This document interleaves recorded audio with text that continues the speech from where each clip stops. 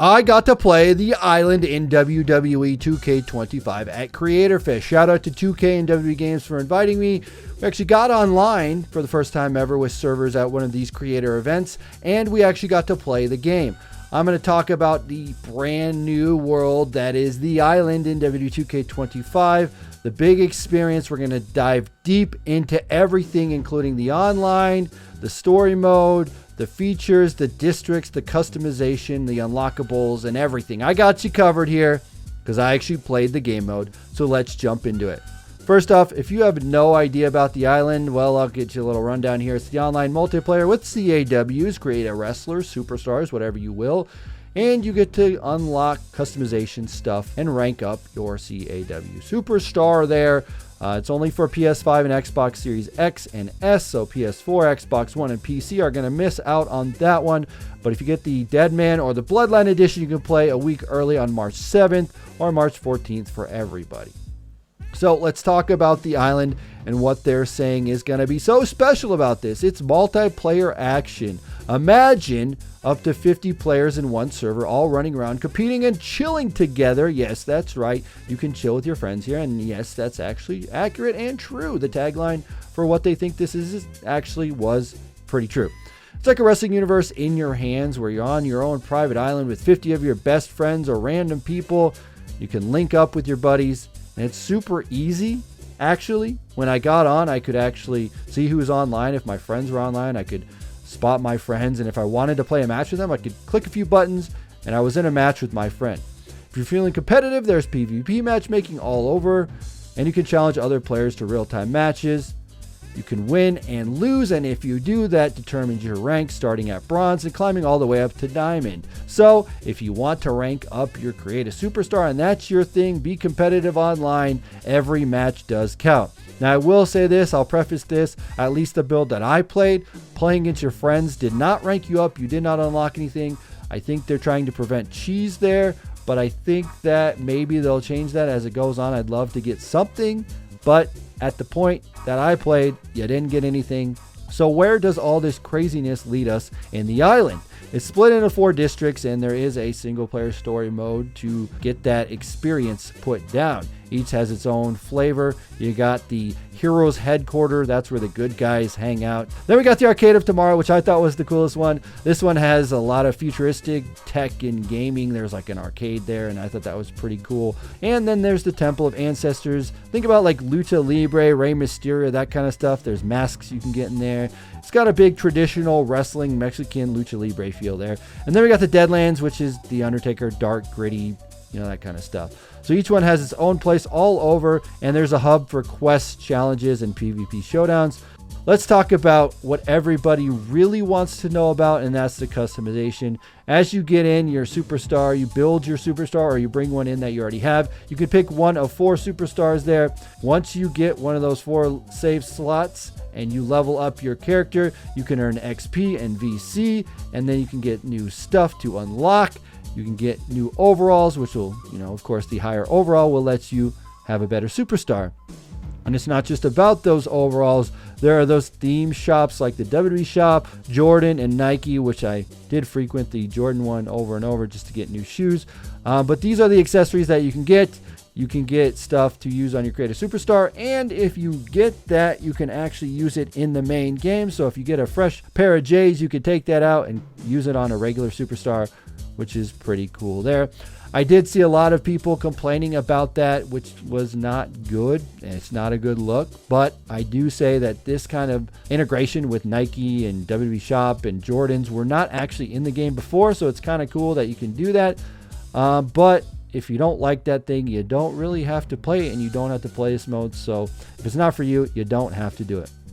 So the island isn't just that free-for-all playing. I talked about it a little bit, but there is a story mode. There's 5 playable chapters, and there's quests by WWE superstars. I ran into R-Truth, and he had me running all around the island doing matches, talking with different people, going to the line, which is your hotline where you can get messages and video clips from Roman Reigns and Paul Heyman. and they'll tell you what to do, and you'll just follow this little story. I think that's very fun. Gives you something to do other than playing against people online. You actually play against NPCs, and you play against the AI and the CPU, and you're playing with them, and you're trying to win these matches, and there's quests, and it gets you to explore the island and kind of figure it out. One downfall of this was that I felt like I was running around the island forever. I don't know if there are fast tracks or portals that you can go through. When I played it, I didn't see that, but that doesn't mean that it's not in the game. I will just say the build that I played was pretty much not there, so you're just running around the map trying to figure it out.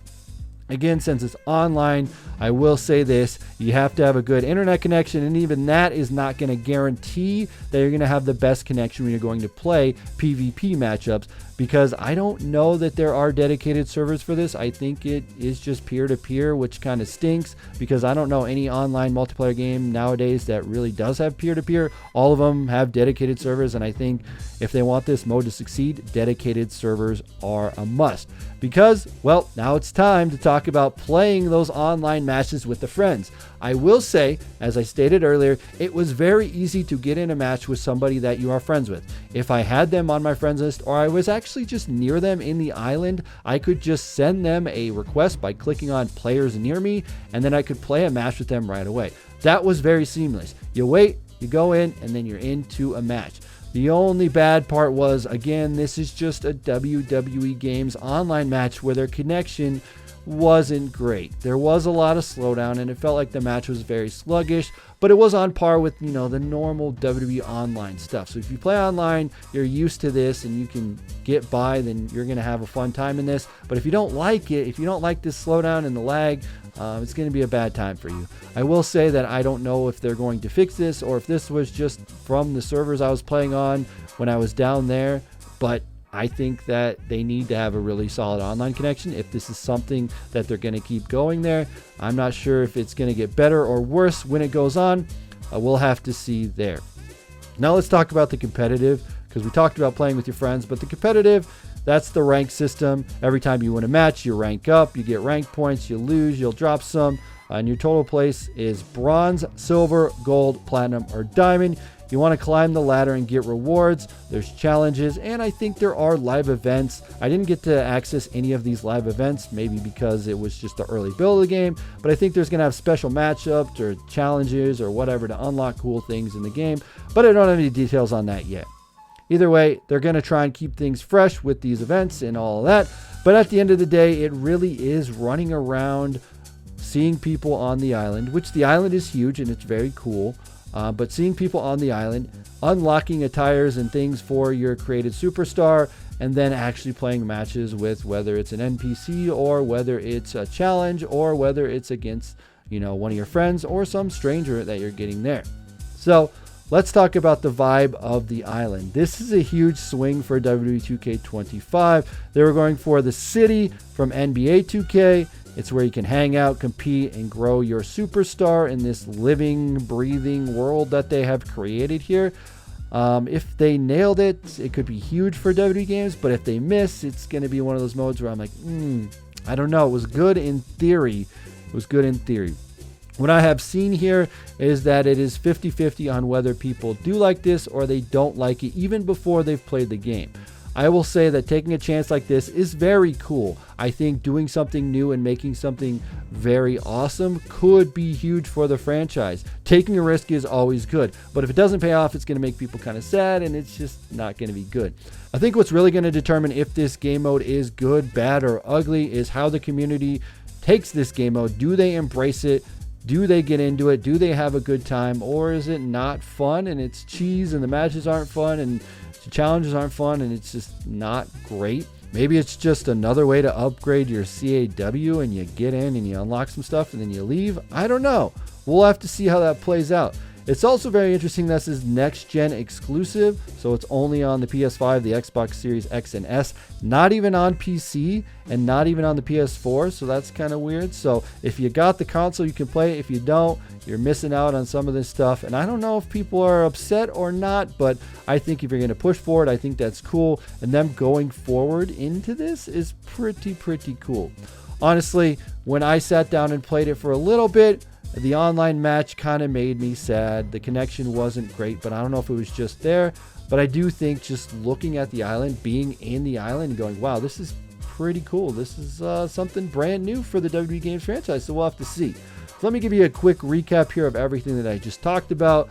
The island will be on PS5 and Xbox Series X and S, and you can get it early on March 7th if you pre-order the Bloodline or the Dead Man edition of the game. Again, it's 50 players per server, real-time PvP and ranking system. You can play with your friends too as well. There's 4 districts: the Hero Headquarters, the Arcade of Tomorrow, the Temple of Ancestors, and the Deadlands. They all have their own arenas, which is pretty cool. There's a lot of customization with your superstar. There's XP and VC and gear from brands like Nike. The story's got 5 chapters for your superstar with different quests and Roman Reigns and Paul Heyman and other people scattered all around the island.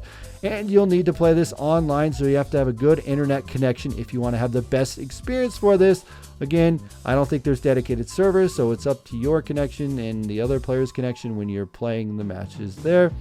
And we'll have to see how that all plays out. So there you go. That's everything you need to know in my experience playing WWE 2K25 The Island.